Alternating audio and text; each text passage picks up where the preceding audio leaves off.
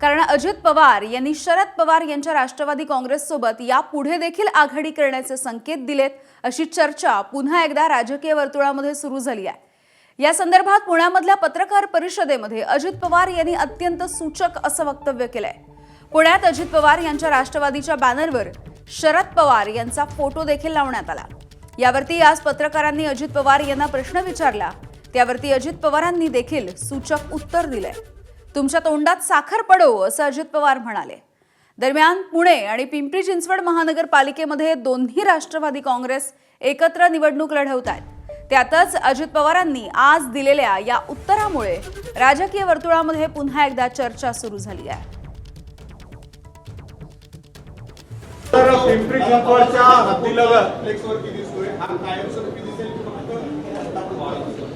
तुझ्या तोंडात साखर पडो।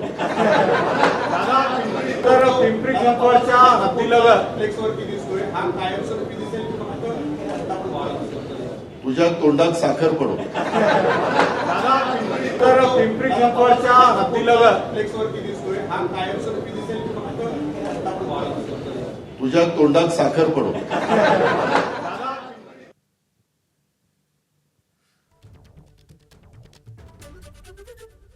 तर अगदी काही वेळापूर्वी अजित पवार यांची पुण्यामध्ये ही पत्रकार परिषद होती, त्यावेळेचं त्यांचं हे विधान आहे। एकीकडे पुणे आणि पिंपरी चिंचवड अशा दोन महानगरपालिकांसाठी सध्या दोन्ही राष्ट्रवादी काँग्रेस एकत्र आलेले आहेत। अजित पवार यांनी शरद पवारांच्या राष्ट्रवादी काँग्रेससोबत यापुढे देखील आघाडी करण्याचे संकेत त्यांच्या याच विधानामुळे पुन्हा एकदा रंगल्याची चर्चा सुरू होती आहे। पुण्यामधल्या पत्रकार परिषदेमध्ये अजित पवार यांनी हे सूचक असं वक्तव्य केलेलं होतं। सोबतच महत्त्वाचं म्हणजे राष्ट्रवादीच्या बॅनरवरती शरद पवारांचा फोटो होता।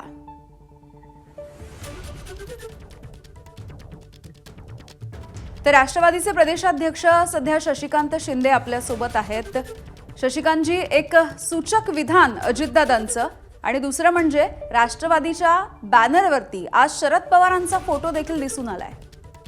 असं आहे की महाराष्ट्रामध्ये 3 ते 4 ठिकाणी पिंपरी चिंचवड, पुणे आणि परभणी वगैरे या ठिकाणी अजितदादा गटाशी आमचे अलायन्स झालेलं आहे। त्यावेळेला महाविकास आघाडी त्याबरोबर आमच्या काही बऱ्याच ठिकाणी आघाडी झालेली आहे। आघाडी इथे पण आहे, तिथं ते आता शेवटी बॅनरवर आता आघाडी झाल्यानंतर फोटो येणार ना, त्याचं वेगळं काय आहे? त्यांनी जर सांगितलं तर साखर पडो, मला हे कळत नाही। मग आता उद्धव ठाकरे साहेबांचे, राज ठाकरे साहेबांचे एकत्रपणे या ठिकाणी चर्चा सुरू झाली। ते एकत्र येतील का नाही, ते मग शिवसेना एकत्र येणार का नाही अशी चर्चा कधी करत नाही। फक्त राष्ट्रवादी दोन्ही एकत्र येणार का एवढ्यावरच चर्चा महाराष्ट्रात सध्या चालू आहे। अनेक पक्षाच्या अनेक ठिकाणी अलायन्स होत आहेत। मला वाटतं की त्यात वेगळं काही नाही आहे। आणि मग आताच्या घडीला दोघंही आम्ही निवडणुका लढवतोय, हे स्थानिक पातळीवरच्या निवडणुका आहेत। त्यामुळे त्याचा अर्थ वेगळा काही घेण्याचा कोणी प्रयत्न करू नये। भविष्य काळामध्ये काय होईल काय नाही हे आज मी सांगत नाही, पण आताच्या घडीला आम्ही आघाडी म्हणून त्यांच्याबरोबर लढतोय, त्यांच्याबरोबर काही ठिकाणी लढतोय, हे सत्तेपर्यंत आहे। शशिकांतजी, भविष्यामध्ये काय होईल हे खरं तर सध्याचं आपण जे चित्र बघतोय ते बघून कोणीच आताच्या क्षणाला सांगू शकणार नाही। पण जसं अजित पवार म्हणाले त्या आमच्या प्रतिनिधीला की तुझ्या तोंडात साखर पडो, अशीच तुमचीही प्रतिक्रिया असू शकते का?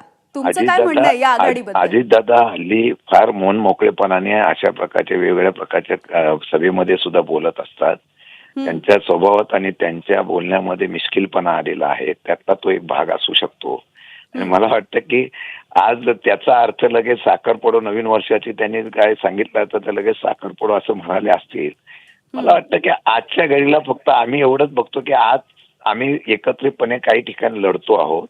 त्यामुळे पवार साहेबांचा फोटो लावलेला असेल, त्यात काही तुम्ही वेगळं करू नका।